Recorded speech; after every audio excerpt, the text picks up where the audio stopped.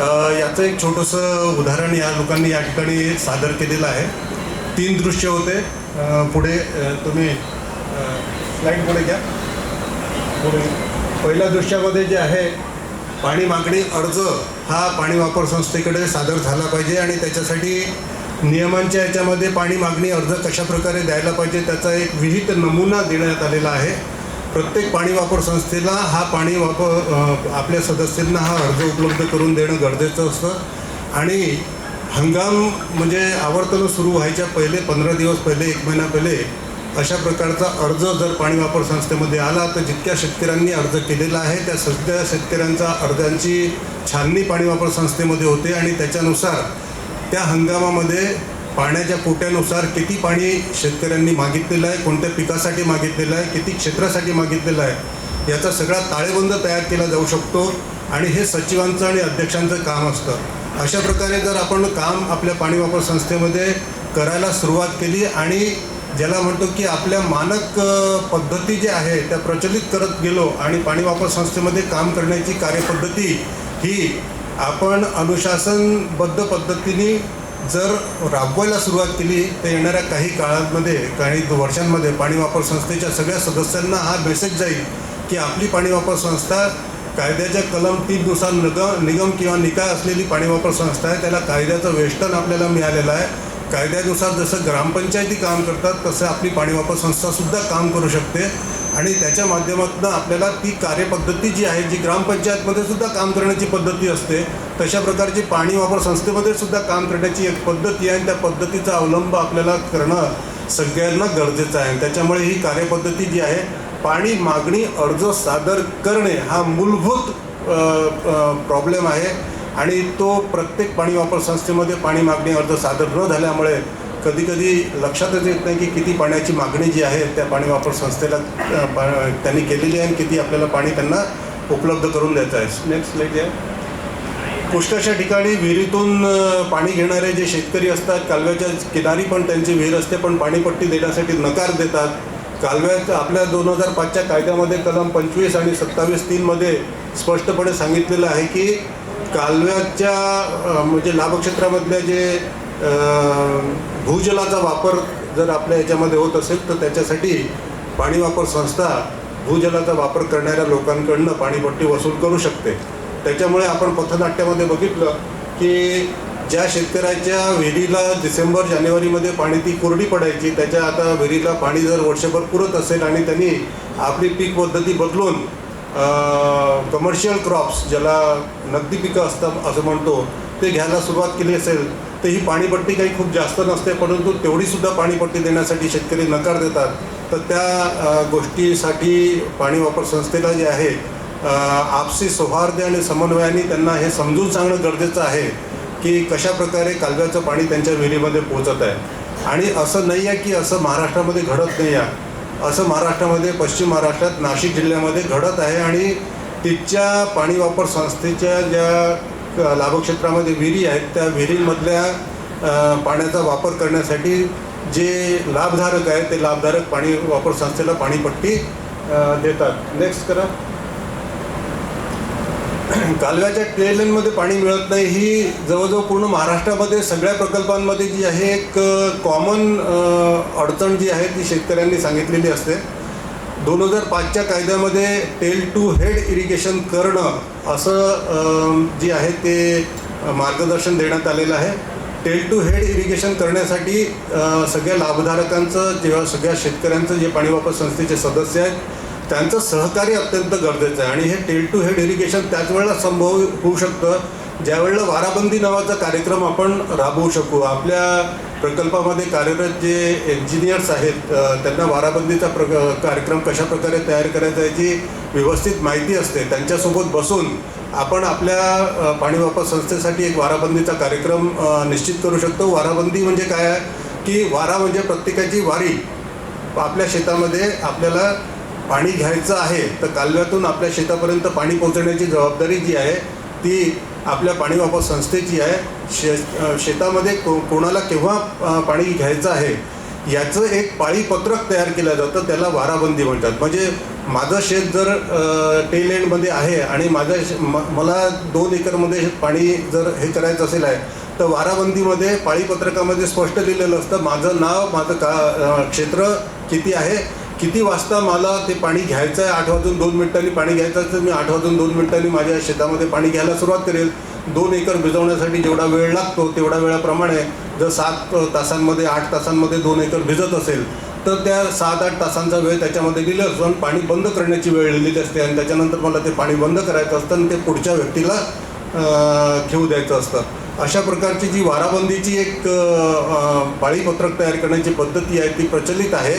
महाराष्ट्रामध्ये अनेक ठिकाणी लोकांनी सामंजस्याने पाणी घेण्याचं जे आहे ते ठरवलेलं दिसतं. फार पूर्वी जी आहे या ठिकाणी सहकारी पाणी वापर संस्था ज्या वेळेला कार्यरत होत्या त्यावेळेला पुष्कळशा ठिकाणी चिठ्ठ्या टाकून म्हणजे लॉटरी पद्धतीने सुद्धा कोणाची पाळी केव्हा राहील याचं निर्धारण केलं जायचं. पण वाराबंदी ही शास्त्रोक्त पद्धती आहे आणि जलसंपदा विभागाच्या अधिकाऱ्यांच्या माध्यमातून तुम्ही याची माहिती घेऊ शकता आणि त्या वाराबंदीच्या माध्यमातून जे आहे आपल्या प्रत्येक पाणी वापर संस्थेमध्ये अशी कार्यपद्धत राबवू शकता की ज्यांनी आपल्याला प्रत्येक व्यक्तीपर्यंत जे मगाशी बेलतरे सर म्हणत होते शेवटच्या व्यक्तीपर्यंत आपल्याला पाणी पोचवायचं आहे तर सुरुवातच शेवटच्या व्यक्तीपासून करायची आणि हेडपर्यंत आलं तर ॲटोमॅटिकली आपली ती संकल्पना जी आहे ती पूर्ण होऊ शकते. हीच संकल्पना 2005च्या कायद्यामध्ये आणि 2006च्या नियमांमध्ये सांगितल्या गेलेली आहे. नेक्स्ट करा. मंचन केलेल्या तिन्ही दृश्यांमध्ये पाणी वापर संस्थेची कार्यपद्धती कशी असावी याच्याबद्दल आपल्याला त्यांनी पथनाट्याच्या माध्यमातून सांगितलेलं आहे आणि हे सगळं कायद्याच्या पुस्तकामध्ये जे पांढऱ्या रंगाचं पुस्तक कायद्याचं आहे आपल्या DIRDच्या माध्यमातून त्याच्या प्रती आपण उपलब्ध करून घेऊ शकतो आणि नियमांचं पुस्तक जे आहे त्या नियमांच्या पुस्तकांमध्ये सांगण्यात आलेलं आहे. अजून एक कार्यपद्धतीबद्दल मी तुम्हाला माहिती देऊ इच्छितो. नेक्स्ट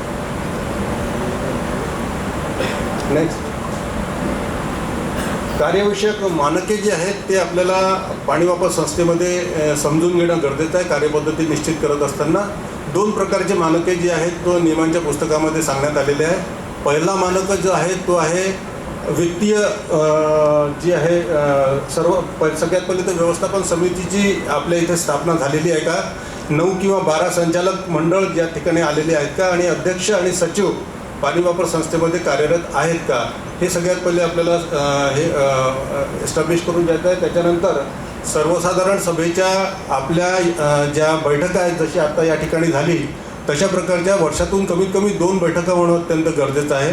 आणि त्याच्यानंतर आपल्याला वित्तीय मानकांमध्ये बँकेचं खातं आपल्या ठिकाणी उघडलं गेलेलं आहे का, लेखे आपल्या पाणी वापर संस्थेचे आपण व्यवस्थित जे आत्ता शेख सरांनी तुम्हाला विविध प्रकारच्या लेखांबद्दल आणि पाणी वापर संस्थेच्या कार्यपद्धतीमध्ये त्यांची माहिती सांगितली.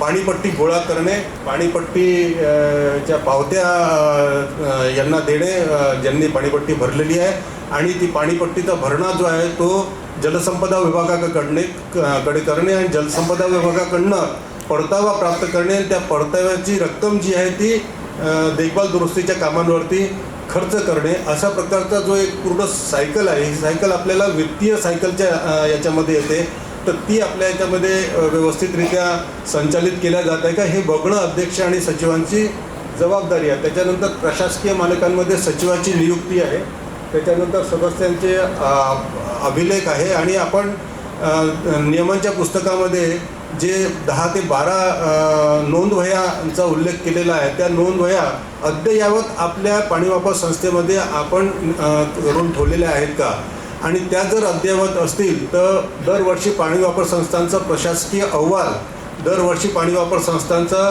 सदस्यांचा अद्ययावत यादी आणि पिकांचा जो गोषवारा आहे तो सगळा त्या प्रशासकीय अहवालामध्ये सम्मिलित केला जातो. पाणी वापर संस्थांचे जे लेखी आहेत त्या लेखांचं संधी अधिकाऱ्यांकडनं किंवा चार्टर्ड अकाउंटंटकडनं जी पद्धत निर्धारित केलेली आहे 2005च्या कायद्यामध्ये नियमामध्ये त्यानुसार आपल्याला त्याचं ऑडिट करून देणं अत्यंत आवश्यक आहे. या ऑडिट हे तर आपलं म्हणजे वित्तीय ऑडिट झालं, याच्या व्यतिरिक्त एक सोशल ऑडिट पण असतं. ते सगळं सोशल ऑडिट करण्याची जबाबदारी जी आहे ती पाणी वापर संस्थेच्या सर्वसाधारण सभेच्या सदस्यांची असते. दरवर्षी तिसरी जी सभा आपल्याला म्हणजे घ्यायची आहे ती सोशल ऑडिटची घ्यायची आहे. त्याच्यामध्ये अध्यक्ष आणि सचिवांना आपल्या सगळ्या सदस्यांकडनं हे माहिती करून घेणं गरजेचं आहे की या हंगामामध्ये जे सिंचनाचं पाणी त्यांच्यापर्यंत पोहोचलेलं आहे तर त्या याच्यामध्ये त्यांना काय काय अडचणी आल्या आणि त्या अडचणी आपल्याला पुढच्या वेळेस येऊ नये याच्यासाठी आपल्याला काय तरतुदी करणं गरजेचं आहे. तर या सगळ्या ज्या बाबी आहेत त्या पाणी वापर संस्थांच्या कार्यपद्धतीमध्ये सम्मिलित आपल्याला करायच्या असतात. आता ही कार्यपद्धती जी आहे ही आपल्याला एक आदर्श कार्यपद्धती आहे अशा प्रकारची आहे. परंतु आपल्या गोसेखुर्द प्रकल्प किंवा महाराष्ट्रातले अनेक प्रकल्प असे आहेत ज्या ठिकाणी पाणी वापर संस्था विविध स्टेजेसमध्ये आहेत. काही स्थापन झालेले आहेत, काही आता त्यांचं सक्षमीकरणाचे काम सुरू आहे, काही पाणी वापर संस्थांमध्ये नकाशे, करारनामे, त्याच्यानंतर त्यांना घनमापन तत्वावर पाणी उपलब्ध करून देणे, कालव्याचे संयुक्त निरीक्षण करणे, अशा वेगवेगळ्या स्टेजेसमध्ये पाणी वापर संस्था असतात. आणि हळूहळूच ही गोष्ट आणि ह्या ज्या बाबी आहेत त्या पाणी वापर संस्थेच्या लोकांपर्यंत पोहोचत असतात.